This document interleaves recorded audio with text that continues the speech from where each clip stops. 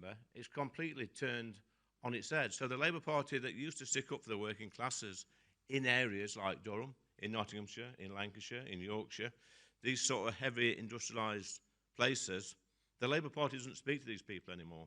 In fact, I'd go as far to say that back in the past, we were classed as useful idiots by the Labour Party. But now, who have we got running the country? It's not ex-steel workers, it's not ex-coal miners, it's not ex-fishermen, it's not people that's actually done a shift and been involved in working class communities. It's people like Rachel from Accounts. We've all heard that one, haven't we? We've got David Lammy. You know, we've got this Jonathan Reynolds. He's up in Scunthorpe today, by the way. He's going to take over British Steel and run British Steel, and that fills me with fear. This is a man, by the way, who has never had a proper job. He's never run a business. And they've left it till the last minute. They recalled Parliament on Saturday. They left it till the last minute to try and save British Steel. We got a ship, a container with 55,000 tonnes of coking coal stuck in Immingham docks. This had come all the way from Japan to burn in our steelworks in Scunthorpe. We've got a coal mine in Whitehaven in Cumbria, which could produce coking coal. You can blend it and use it to make steel and cement. It's literally 3 hours away by train to the Scunthorpe Steelworks. Yet we're shipping this coke from halfway around the world. It's absolute madness. No business would run like that properly. And you know what I say when we've got these coal mines? I'd say dig, baby, dig, like they do in America. Drill, baby, drill. We've got the coal. We've got the materials. We've got the skills. We've got the people. But the Labour Party don't want that anymore, do they? Because they've got a huge majority in this country. They are running our country. In fact, they're running our country into the ground, and they've turned their backs on the working classes, the very people that put them there. What's the first thing they did when they got into government? They took the winter fuel payment off our poor pensioners. They've attacked the disabled. They're not interested. They're not interested in working class people in communities like Ashfield and in like County Durham. They've totally turned their backs on these people. And my area was full of Labour Party members. We had Labour councillors. And the one thing you look at when you look up and down the country at these red wall areas, because make no mistake about it, Reform are going to win these red wall seats at the next election. We're going to make massive gains, I think, in the local elections. I know we are. But you look at these red wall areas up and down the country, and they've got a few things in common. They've all been run down. They've all lost the industry. The high streets have all just packed up. All the pubs are closed. And what they had in the last 40, 50, 100 years, these areas, they've had Labour MPs and they've had Labour councils. And the Labour Party, the Labour MPs now back in these areas, and they're doing more of the same. They're ignoring working class people. They got in because the Tory party was so bad. Reform UK came second in a lot of these seats, but the only reason they got in, like I say, is because the Tory party was so bad. And they're going to do more of the same. They're going to destroy these communities. I see them on the benches in Parliament. I sit there with Nigel and Richard and James, and you look at them and you think, what a clueless bunch of people these are. They've never had a real job in their life. They don't get out in the communities. Half of these MPs that's in the northeast, they could walk down the street and nobody would actually recognise them. But the good news is, have no fear, Reform UK are here. You know, I was speaking to some members earlier on. I was in Runcorn last week. I was in, Lancashire last week at Blackpool. I was in Runcorn the week before, speaking to members. They are so enthused. They are so up for the fight, because you people in this room, candidates and members, you're our last chance to save our great country. And we will get our country back, I'm confident. You know, I came into politics by accident about 10 years ago as a local councillor. I can see the changes that people can make at a local level, much quicker, actually, than you can do at a national level. But, you know, you've got to step up. You've got to fight for our country. And Reform UK are the only party in this country speaking up for the working classes. And in places like Durham and in Nottinghamshire and Derbyshire and Lancashire and South Yorkshire, all these places that's got elections, people are going to come out on May the 1st and they're going to back Reform UK and help. This is the first step, because I hope, I'm looking at some people over here, candidates, that in 3 or 4 years' time, some of these will be sat on the green benches in Parliament speaking up for people like you. But I'm going to shut up now, because you've not come to listen to me. I can tell that by your bored faces. There is a man, a quiet-spoken man, who who goes by the name of Nigel Farage. He's here today. I've just been speaking to him backstage, actually. And he is probably the main reason that I joined Reform UK, because I see him as the man, the only man that can save our great country. He was once described by the leader of His Majesty's opposition as a reality TV star. That's all he is. But I tell you what, he's not, because the Tories are frit to death of him. The Labour Party are frit to death of him. You know, anybody on the left, I think the Guardian's in here somewhere, they'd probably frightened to death of him. There's old Guardians there, look. They frightened to death of him. And I tell you what, he speaks up for the working class people. He speaks up for everybody, really. Anybody with an ounce of common sense, he speaks up for them. They are scared to death of him. And they better be scared of Nigel Farage, because come the next election in 2029, I'm going to be following him, I hope, through them gates on Downing Street to number 10 to have a cup of tea with him and wish him well for becoming our next Prime Minister. So without further ado, I'm going to welcome on stage, without the music, Nigel Farage.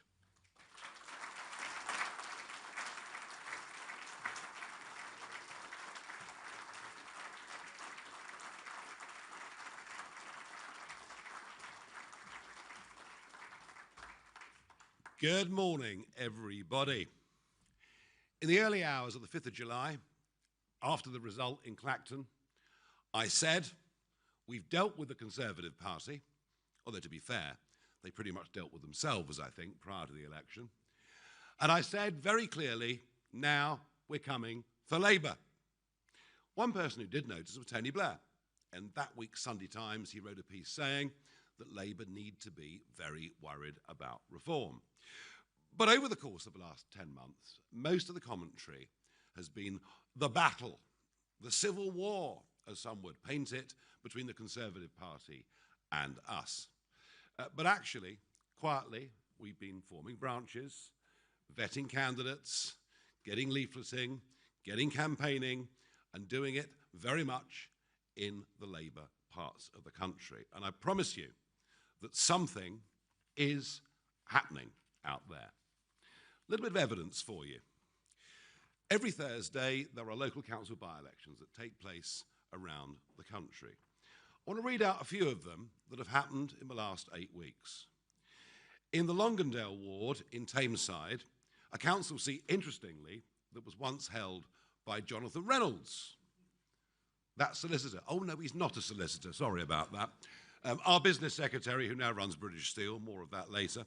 In the Longondale ward last week, Reform came in, having never stood before, up 46.6%, Labour down 28.8%. A few weeks before that, in St Helens, quite close to Runcorn. In the Blackbrook ward, Reform came in at 41.1%, with Labour down 18%. In Wolverhampton, in Bilston, Reform up 34.8%, Labour down 38.9%. And in Torfan, in South Wales, Reform up 47%, Labour down 49%. These results have been happening week on week in areas that Labour would have considered ever since the end of the First World War to be their safest possible ever areas. And I mentioned Runcorn because Runcorn is that kind of constituency. It is Labour's 16th safest seat in the United Kingdom. Well, I'm going to be there again on Thursday of this week, and all I can tell you is we're giving them one hell of a run for their money, and it's going to be, you know, I get it. They've got 10 times the number of staff we've got. They've got a lot more money than we've got. They've got a much bigger machine than we've got, but it is going to be, I think, incredibly close in Runcorn. So in the Midlands, in the north, in Wales and in Scotland, Reform is now the opposition to the Labour Party, with the Conservatives trailing some way behind. And in these red wall areas, any thought that the Conservatives would start to win again seats that they surprised people with in 2019, some here indeed in County Durham, it's for the birds. The sheer level of betrayal of what people who voted for Boris Johnson in 2019 got. They didn't get the Brexit they voted for, and they got mass immigration on a scale never seen before in the history of these islands. Those people are not ever going to trust the Conservative Party up here again, and frankly, nor should they. So I can tell you that if you're considering voting Conservative in these areas, you are wasting your vote. Because if you want a party that can beat Labour, it is now very clearly Reform. Now, it's very appropriate that we're here today in County Durham, the old coal mining area that once employed 160,000 men and boys, and a place where Keir Hardie, the founder of the Labour movement, came and spoke regularly. The Labour Party exists, he said, to give the working man a voice. Well, that today, of course, would be the working man and working woman. But today's Labour Party doesn't think the way that Keir Hardie thought. No, Keir Starmer's Labour Party is a very middle-class party, North London dominated, full of human rights lawyers who seem to care more about vague concepts of international law coming from foreign and, in some cases, in my view, illegitimate courts than it does about working people. And 10 months in, I announced today, perhaps for the first time publicly, that Reform are parking their tanks on the lawns of the Red Wall. Today's the first day I've said that, but I absolutely mean it, and we're here to stay. And the evidence is that people who are switching to us, this is not a short-term protest. They actually believe in us. They can see that we represent those values of family, community, country. They can see that we're patriotic. They can see we want to put the interests of British people above absolutely anybody else. So those voters are here, and they are going to stay. Now, you might have noticed there's been a bit of polling out overnight, which one of the newspapers picked up on, and I'll just give a little demo, I think. So 68% of people in the Red Wall poll believe that Britain is broken. And that's exactly our analysis.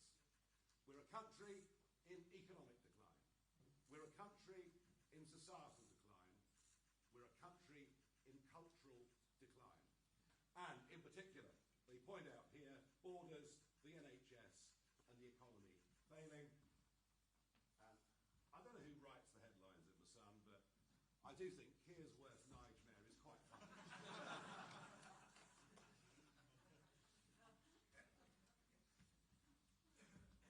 Well, if we go on like this, it'll be Nightmare on Downing Street, won't it? But there we are.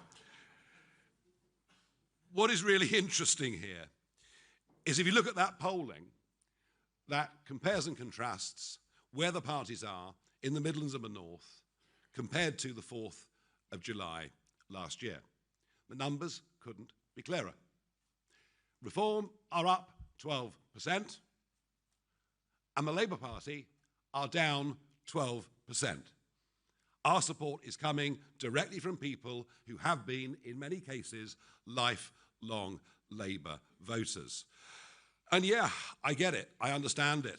Working people feel that they pay more and more tax, and yet in terms of the services they get at the other end, they get less and less and less. And they know we're in economic decline.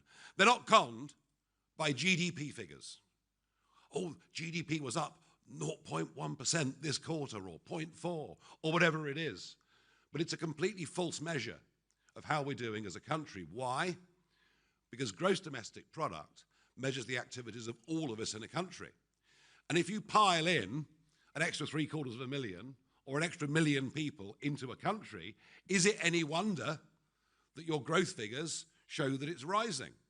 But what does it mean for the individual? Well, let me tell you that gross domestic product per capita has fallen for 6 of the last 8 quarters, and I don't see any signs of that changing at all. In terms of social and cultural decline, well, it's Easter coming up, but you wouldn't know that listening to the BBC. You wouldn't even know that it was a Christian festival. It's as if we're almost embarrassed about what we are and who we are as a country. So, in the Red Wall and right across the North and the Midlands, Reform is currently polling on this opinion poll at 30%, with Labour at 27%, and the Conservatives on 22%. And I have to say, for us, that represents, I think, pretty astonishing progress in the space of just 10 months. And I'm very, very proud of the collective efforts of everybody that's been part of that.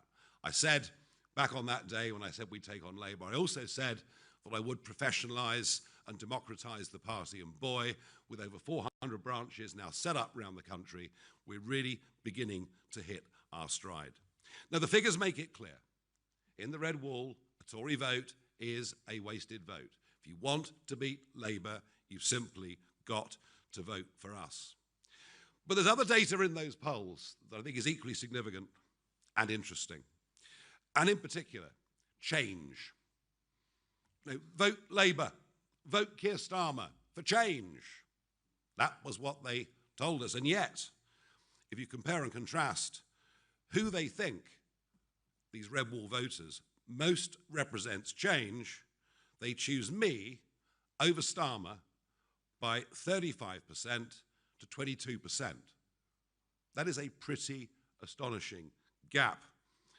And I'd pick out one other stat, and I know the press have got the full readout, one other stat that I think is significant, especially for a Labour Party, and for me saying it here, in County Durham, represents working people. Which party leader best represents working people? And on that, I've got an 8-point lead over Starmer. As I say, something really is happening out there. Now, we've conducted this polling. We are thrilled with the results. Labour have known these results for a long time because they're constantly polling and they know what's happening, which is why the Labour lie machine is in full groove. We see it in the House of Commons every week. We're certainly seeing it in the by-election in Runcorn, and we'll see it, I'm sure, here in County Durham and elsewhere. They're digging up the old Russia conspiracy theory, which somehow people seem to be so fond of. The fact that I said once 12 years ago that I respected Putin as a leader but didn't like him, wouldn't want to live in the country, and have condemned him for the attack, the vicious attack on Ukraine. But somehow, the line that Starmer keeps coming out with is that we fawn over Putin. Outright lies. On the NHS, they're putting out literature saying, vote reform, and they'll charge you 15 grand for a hip replacement. We've never, ever, ever suggested anything other than the NHS should be free. What worries us is all the tax money that goes in, how badly it gets spent and allocated. And I think with Britain is broken. Maybe the Prime Minister doesn't realise this, but the vast majority of us realise the NHS is not working as it was intended and needs radical reform. Of course, one of the problems is that 7.2 million foreign-born people have signed up with GPs in the last 10 years alone. Can you believe that? 7.2 million people extra. So don't be surprised if there's a big queue to get, an appointment with your local GP. But unlike Labour, we do support working men and women. And a vast percentage of our voters actually have alarms that go off in the morning. Yet no, really, they get up and go to work. And they're beginning to ask themselves, why are we paying all this tax? What are we getting for it? I met four young blokes in a pub the other week. That probably won't surprise any of you. Four young blokes, Saturday evening, having a drink. They wanted to come say hello, quick chat, all at school together. I asked them, what do you do? Plumber, welder, plasterer. Hard-working guys that get up early in the morning. And they all said the same thing. We earn good money, but we just feel our taxes are going up and up and up. And then one of them said, yeah, and there's three of our class, these were all early mid-20s, the three of our class never had a job, don't want to have a job, they've all got 2 or 3 kids, and our taxes and our hard work are subsidising their lifestyle. And this can't go on. This can't go on. Nobody is actually prepared to stand up and say, we must support working people, and we cannot go on with so many of our young people, frankly, choosing just not to work. So we're very much on the side of working people. And perhaps what happened in Scunthorpe last week rather sums it up. Now, Richard Tice and I went up to the blast furnaces, not, by the way, an out-of-character thing for me to do, because I worked for 22 years in the metals business before getting involved in politics. And so many of the clients and customers that I had in those years have simply disappeared as we've watched British manufacturing decline to the most extraordinary degree. When Port Talbot closed in South Wales, government did nothing. When Redcar, just down the road, closed in 2015, government did nothing. In fact, government seemed pleased that by these plants closing down, it would reduce our annual CO2 emissions. So big victory. Not, of course, unless you think about it more deeply, because what happened to that steel production? Well, in the case of Redcar, it went to India. In the case of Port Talbot, it's gone to China. Both will manufacture that same steel and then will ship it back to the United Kingdom. We haven't cut our carbon dioxide emissions. We've exported our carbon dioxide emissions at the destruction of many local communities. I don't believe there would have been a Saturday sitting of Parliament if Richard Tice and I had not been up to Scunthorpe and been greeted the way we were by those workers, especially in the local spoons afterwards. They actually felt there was someone speaking up for them. They actually felt there was somebody on their side. And that, I think, is why Labour did what they did. Where we go from here, I don't know. Although what a bizarre situation we've got this morning, where we're not quite sure where the coal is. You know, the coal that we could have manufactured ourselves and mined in Whitehaven in Cumbria. But oh no, we can't do that. That'd be no good for our carbon dioxide emissions. So we've actually imported some of it all the way from Japan. And now Coal Hunt is on as they desperately seek where this consignment is. We're living through a period of net zero lunacy, something that the Conservatives signed us up to, wrote into law, and believed in as if somehow it was their new religion. And this, of course, now being followed up by Red Ed, who is the high priest of this, who is determined to cover our agricultural land in Chinese slave labor-made farms, solar farms, and to despoil as much of our coastline as he possibly can. But it's okay, Labour told us in the election, because vote for us, and with our energy policies, we'll bring down the average family bill by, do you remember this? £300. It's quite an attractive offer, wasn't it, to the electorate? As of the 1st of April, the average family bill hasn't fallen £300, it's risen by £281. Almost the complete opposite of what they said. And when you think that 10 million people, 10 million pensioners have had their winter fuel allowance taken away, and most of them because during their working lives they'd saved for a small private pension and therefore don't qualify for pension credit. So you get hit in this country when you work, but you also get hit as a working person even when you've retired, and they have to pick up that cost. We have the highest industrial energy prices in the world, and we're witnessing an industrial massacre. It's going on in chemicals. It's going on in refining. It's going on in cement making. We no longer produce aluminium in this country. Both of our major smelters have closed down, and steel is just one of a long line of these disasters. And I understand that industries through decades can change. Some become obsolete, and you need to find replacements. But we will be using steel. In fact, we will be using huge amounts of steel. After all, the Prime Minister seemed very proud of the big 40-acre theme park that's going to get built in Bedfordshire. Well, we're going to need tens of thousands of tons of steel for that, and I think we should be manufacturing that steel here, not importing it from China. And the same goes for the North Sea. Conservatives put exorbitant taxation levels on profits in the North Sea, which saw companies that in some cases had invested in the North Sea for up to 60 years go. And Labour, well now, are making life almost impossible. We should be self-sufficient in oil. We should be absolutely self-sufficient in gas. And we have to have energy in Britain, not that is intermittent and pushes us out to the edge when the lights almost went out at the end of January this year. We need to produce more energy and cheaper energy. 21st century living demands absolutely nothing less. And this is part of our strategy. Reform will re-industrialise Britain. And we'll have a proper, sound industrial policy, but it only works if we start producing enough of our own gas and oil and coal and all of those things. And we really, really believe in that. But when it comes to business, of course, Labour are completely and utterly clueless.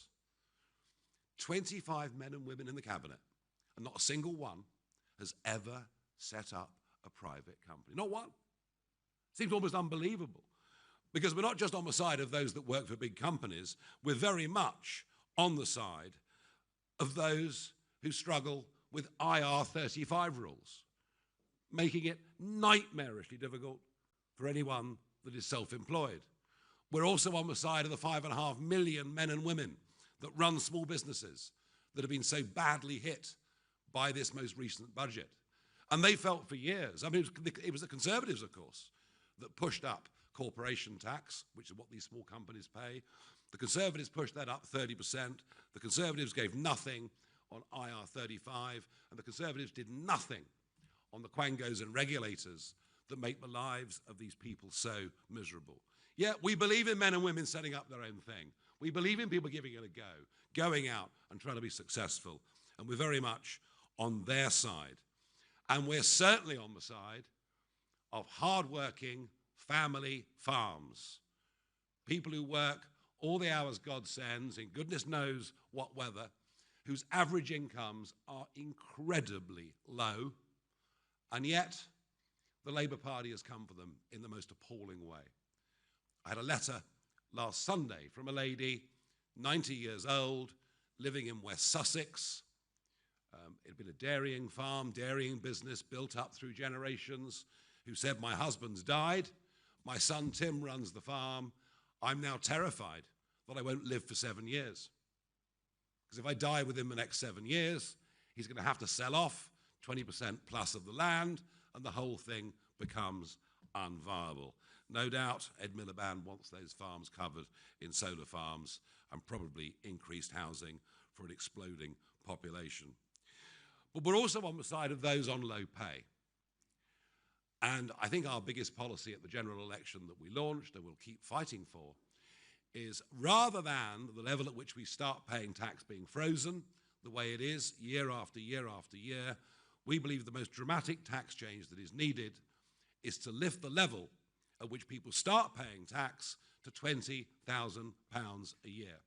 That will mean people on low pay genuinely will be a bit better off. But equally important, it will incentivize those on benefits who know that if they work for more than 16 hours a week, all their benefits will be taken away. It will incentivize them to get back to work.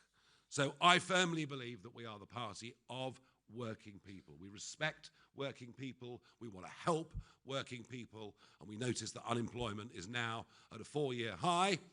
And I think through what will happen over the course of this summer is that in retail and hospitality, as a result of that budget, many, many people, especially young people looking for part-time work, will find they simply cannot get those jobs. And there are many other areas in which this government has completely failed people. Starmer told us he was going to smash the gangs. Remember that? I thought, well, that had about as much chance as working as hearing every year we're launching a war on the drugs gangs. Well, that hasn't worked very well, and this was never going to work very, very well.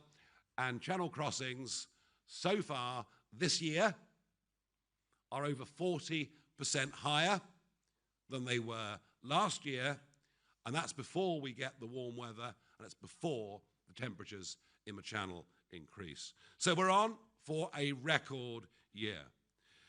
No sign of anyone crossing the channel being deported. Yes, the Labour Party have got rid of some overstayers, that is true, But nobody that comes is going to be deported because, and the Prime Minister made it very clear, in only his second speech in the Commons as Prime Minister, he made it very, very clear how wedded he was to the European Convention on Human Rights, their associated court in Strasbourg, and the incorporation of all of that into the 1998 Human Rights Act. And as far as we're concerned, this is about sovereignty, just as the Brexit vote was about sovereignty, and we will leave the ECHR if we're in government. We'll repeal the Human Rights Act and stop our now somewhat corrupted judiciary from using this at every opportunity not to deport people.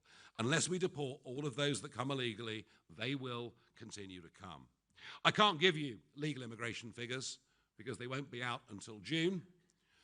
It's quite likely that the numbers will be down, but still enormous.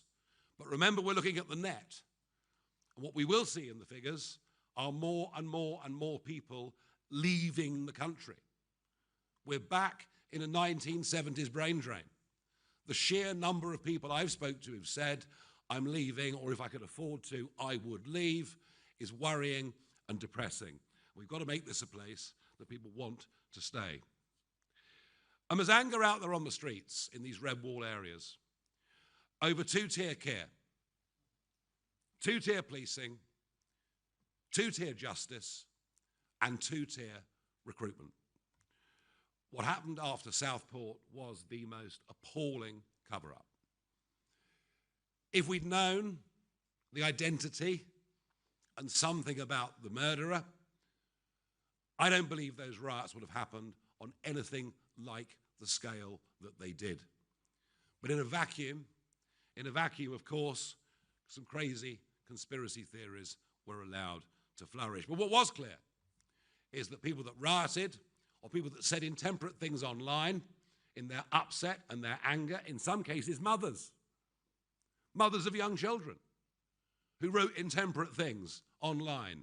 They shouldn't have written them, but perhaps given the context of what had occurred, you can understand why emotions might have got a little bit out of control. They're all hoofed off to prison, whilst the men that committed those vile attacks at Manchester Airport, nothing happened to them. It wasn't until we, the Reform MPs, threatened to take a private prosecution that actually the government and the CPS kicked into gear. And we see this every single day. We see recruitment policies in police forces, recruitment policies in the NHS, designed to put ethnic minorities to the top of the list against white people with more history in this country. And we think not only is that a disgrace, not only does it mean you won't necessarily get the best people into the right positions to do jobs, but we also think it is a huge insult to the people of this country who are the most reasonable, open-minded, decent people you will find in any Western nation. And we always have been, and we always will be. We do not believe in DEI and that madness in any way at all. But it's all part of the North London human rights lawyers being completely out of touch with ordinary folk, being completely out of touch with working people. And in our party, this Reform People's Army that we're building, and I'm seeing it every day as I go to, I was in Devon yesterday, I was in Gloucestershire yesterday, I was in Cornwall yesterday, I'll be in Lancashire tomorrow, Runcorn Thursday, and everywhere I go, I meet our candidates, I meet our activists, and it's really interesting. Some come from a centre-right background, some come from a centre-left background. It's not about left or right, it's about values. And it's about believing that our country is going down the tubes. It's about understanding that Britain is broken and that without the right leadership, without the right change of mentality, that I think most of us feel within a decade, it frankly won't be a place worth living in. And we are damn determined to turn this round. We fully intend to turn this round, and we're actually the most optimistic political party out there because we believe we can and we will turn this around. Get that pendulum to come back in a different direction. Get the attitudes of people towards work, towards success, towards life, towards their community. We believe all of that can be turned around, and that is our historic mission. And I'm hoping on May the 1st that we will surprise you all with the results we get in the mayoral, the local, and indeed in the Runcorn by-election. We are the party of working people, and Broken Britain deserves nothing less. Thank you very much indeed.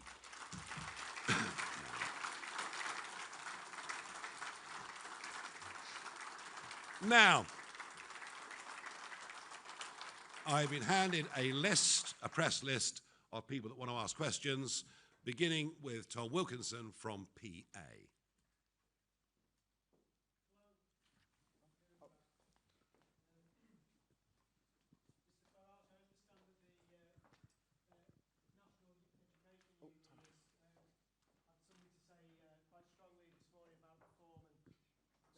Saying that it's a racist party.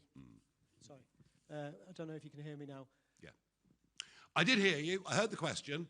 For those that didn't hear, it was about the National Education Union, led by a self-declared Marxist, Daniel Kabidi, somebody who is absolutely determined that our children should be poisoned at school.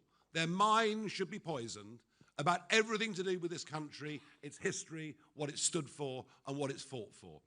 And as far as reform's concerned, yeah, he is encouraging literally indoctrination of teenagers in our schools by telling kids that reform's a racist party, reform's a bad party, and kids that speak out against that face disciplinary action. And I get reports of this come in via email every single week. I'll make one thing very, very clear. If we win the 2029 general election, we will go to war with the National Education Union and all the left-wing teaching unions. People should be taught objectively, fairly, and should be taught critical thinking, where kids can make their own minds up what they believe and not be indoctrinated. I think the man is an absolute, total disgrace, and as you might be able to tell, it makes me pretty angry. Thank you. Michael Knowles from The Express. Michael Knowles has a question. Where is Michael? There he is. Nigel, thank you very much. What will a reform-led council look like? How can you guarantee voters that they won't end up with the same frustrations that they have with Labour and the Conservatives? No political party would ever guarantee anything, but you can say what you're going to do and then be judged on whether you've done it or not. I think point number one is, frankly, we've got to get the auditors in. We've got to see the long-term contracts that many of these county or unitary authorities have signed up to. We will look at the sums spent on DEI. We will look at the £500,000 being spent on ergonomic chairs for staff of Lancashire County Council. We'll look at the £18,000 spent on driving lessons for cross-channel migrants. And I could go on with a list as long as your arm. 10 million a year, quite common for a county council to spend on agency staff. Work from home, almost accepted as being part of what you do. No, a massive change of culture, Michael. That's what we're going to bring to these county councils. We need a sort of British equivalent of Doge in every single one of these councils. And that is where we begin. And by the way, I'm not pretending it's easy. You know, there's less money from central government. There's more demand for social care, for an ageing population. SEND for children who got problems, of course, has multiplied as a result of the catastrophic repeated lockdowns. I'm not saying we've got a magic wand, but what we can do is clean it up and make a very good start. Bill Edgar from the Northern Echo. Hi, you said that, well, Lee Anderson has spoken about it this morning as well, how there's similarities between County Durham and other areas like Nottinghamshire. You were here in County Durham just last week. Why have you come back once again to give your speech today? And I'll be back again, because this is day 2 of week 3 of me on the road. I'm taking the May the 1st elections very, very seriously. I'm here in Durham this morning. I'll be in Northumberland this afternoon, and I shall go on doing, you know, a couple of counties a day, some of them repeatedly, between now and May the 1st. We are running to the line. This is our first big test since that general election last year. But of course, there are some particular councils in which we fancy our chances more than others. And I think, working for the Northern Echo, you might have worked out that County Durham is one of our target areas. Okay. Yeah, I kind of thought the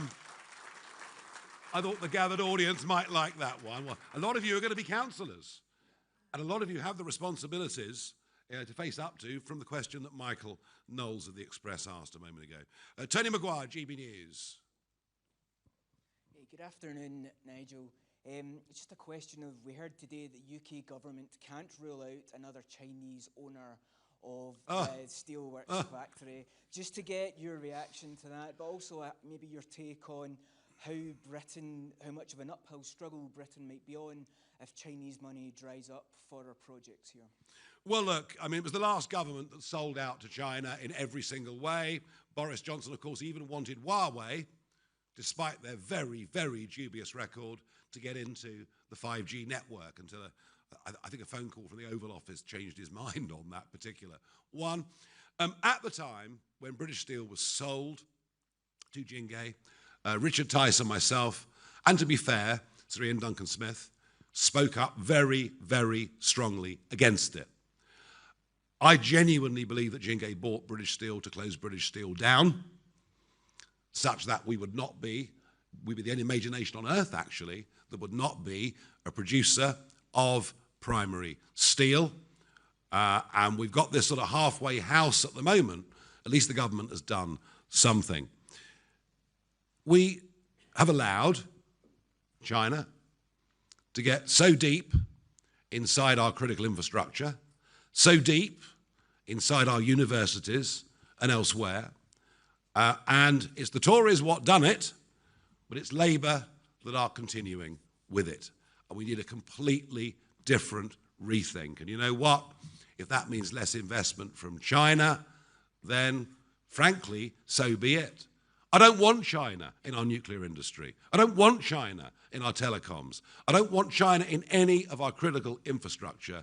They have increasingly, over the last decade, become a nation that is not a friend of ours in any way. So the answer to your question is, we'll live with it and we'll find alternatives. Thank you. Dominic Penner, Telegraph. Thanks very much, Nigel. You have said that you want to nationalise British Steel, actually outflanking Labour on the left versus their preferred plan. Are there any other industries that you'd want to nationalise? And just quickly on the bin strike in Birmingham, what's your message to A, Unite, and B, Birmingham City Council? Yeah, well, look, the reason that Richard and I called for nationalisation, because we were there on Tuesday and we realised there were only 3 working days, 3 normal working days left to get the orders in for the iron and the coal. Otherwise, those blast furnaces would close for good. And that's why we put the call out for nationalisation. It was that urgent.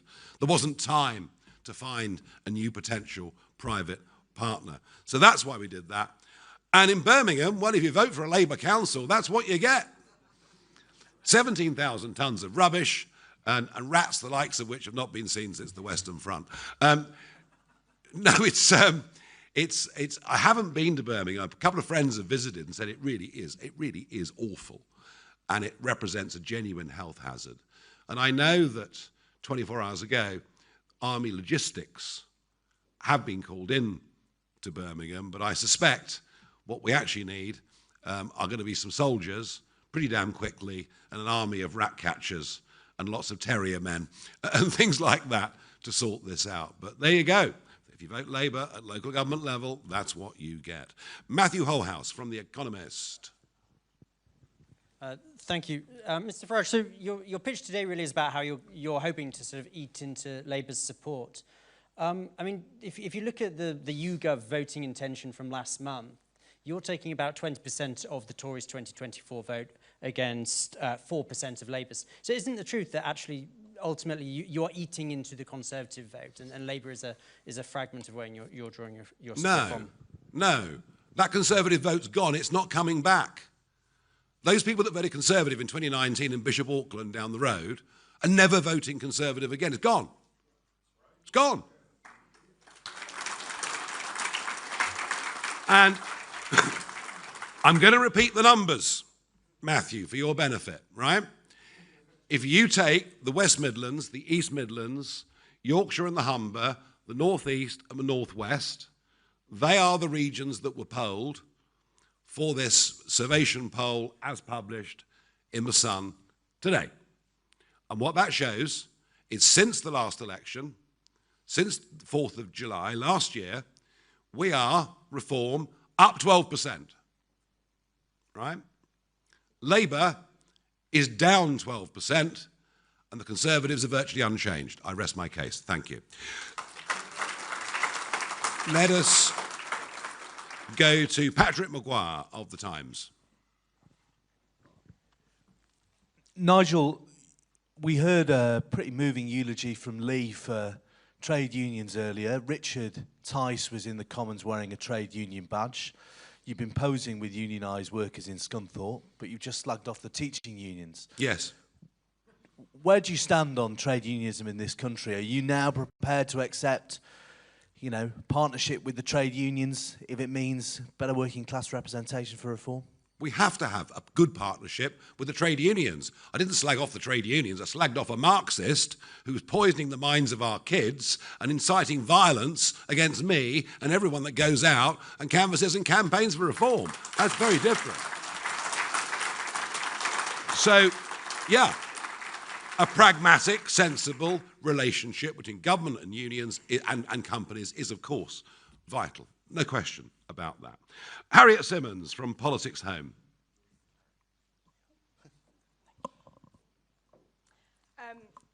Labour won back all of its heartlands at the last election. Do you really think you can turn the red wall into the reform wall? The turquoise wall. The turquoise wave. This is what you're talking about. Yeah, do you know what? I think voting has become much more transitory than it's ever been before. And whilst Labour did win back the heartlands, it was a loveless win. In many of those seats, actually with fewer votes than they got under Jeremy Corbyn in 2019. The last general election was an anti-Tory election.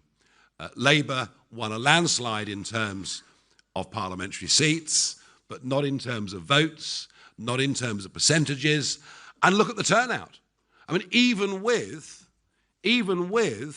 postal voting happening on a huge scale, questionable scale, but a huge scale these days, you're still back down to the historic low of 60% turnout. So huge numbers of people who traditionally had voted Conservative or voted Labour didn't trouble the scorer.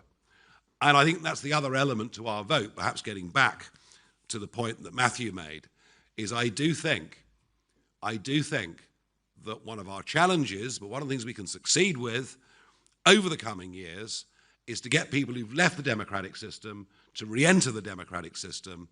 And that'll be particularly interesting with young voters, where there's no doubt, Reform, myself, there's a lot of support out there from 16 to 24-year-olds.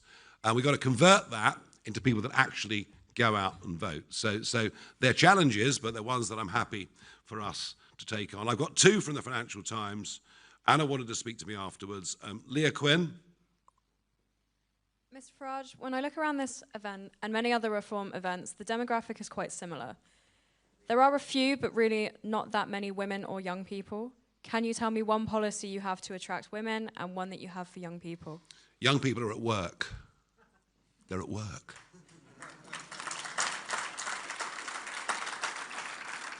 They're at work. And that's why they struggle. Normally, I do evening events, you know, but I realise because of the press and the way you guys work in the middle of a campaign, rather than having 1,000 people tonight at 7 o'clock, we have 100 people and you guys at lunchtime, and it works for everybody.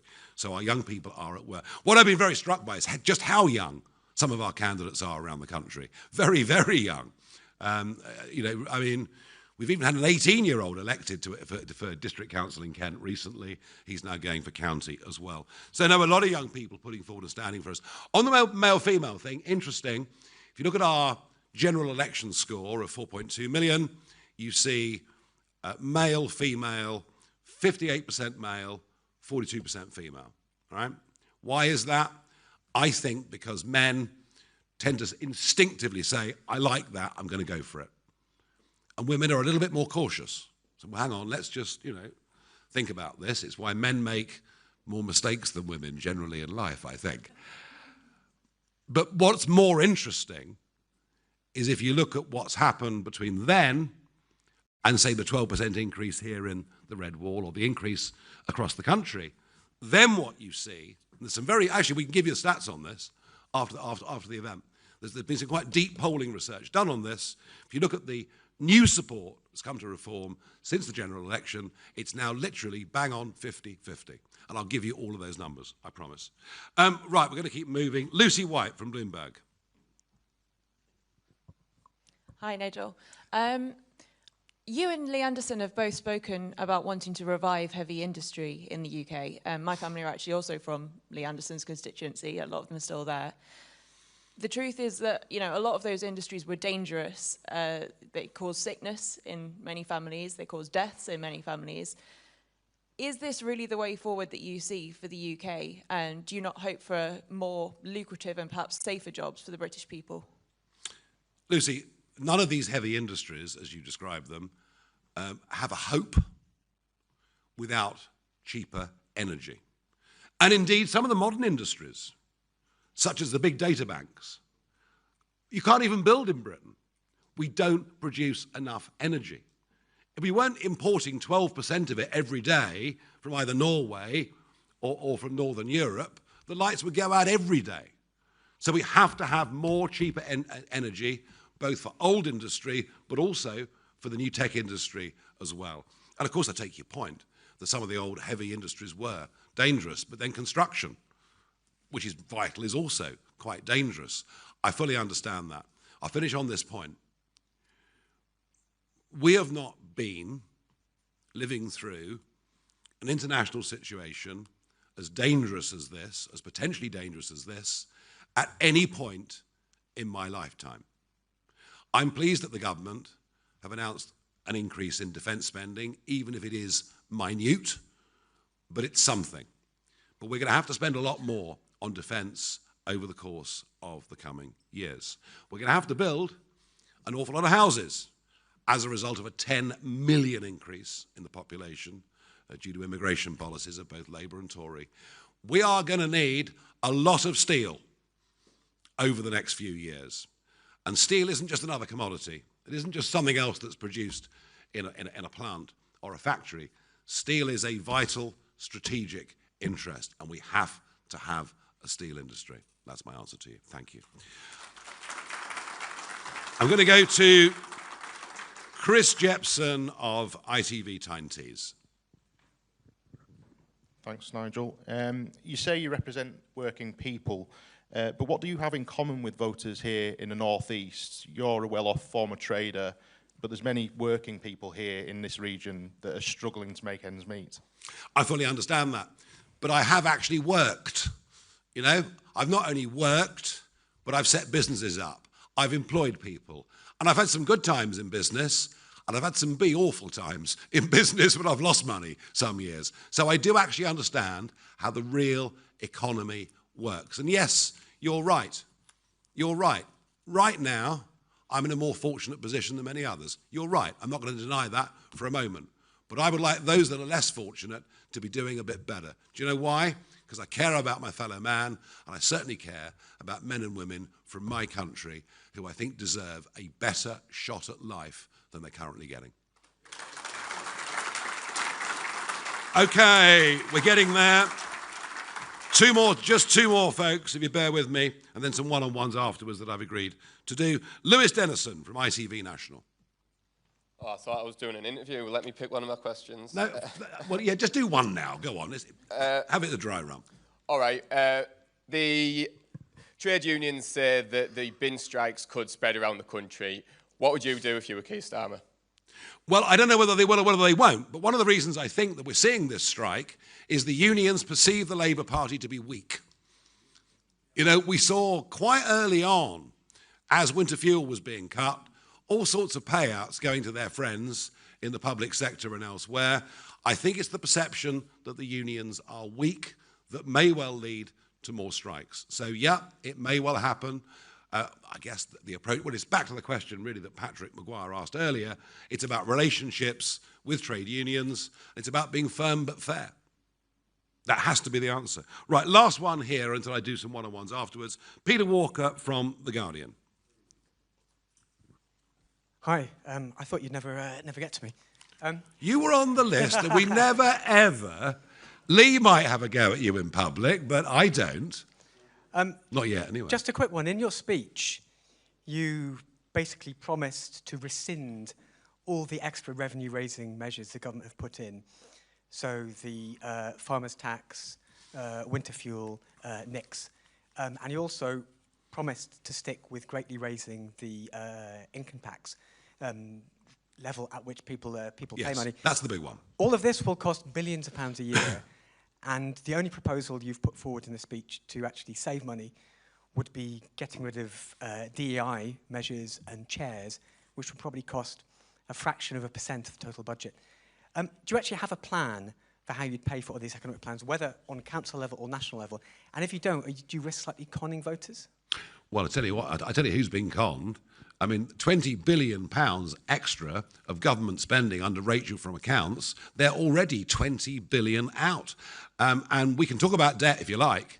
I mean, the extent to which, you know, in 15 years, we've gone from an accumulated national debt of nearly £1 trillion to one of 2.8 trillion. So has anybody been frank with voters about how they were going to pay for anything? I mean, let's be honest about that. And fascinatingly, last week, there was a 30-year gilt auction that the Bank of England withdrew at the last minute, and I've never seen that before. I've never, ever seen a government bond auction be withdrawn, so fearful were they of what investors would demand. So yes, we have deep problems. The reindustrialisation of Britain, beginning with energy, with oil and gas, will, within a couple of years, produce tens of thousands of well-paid, in fact, in many cases, highly paid jobs. And it depends how much time we have. But if we can get our hands on the regulators, the quangos, who do so much to stifle business and I mean, honestly, I'm not exaggerating this. Every small trader I talk to, no matter what they're doing, you know, their business is being impaired by unnecessary, excessive regulation.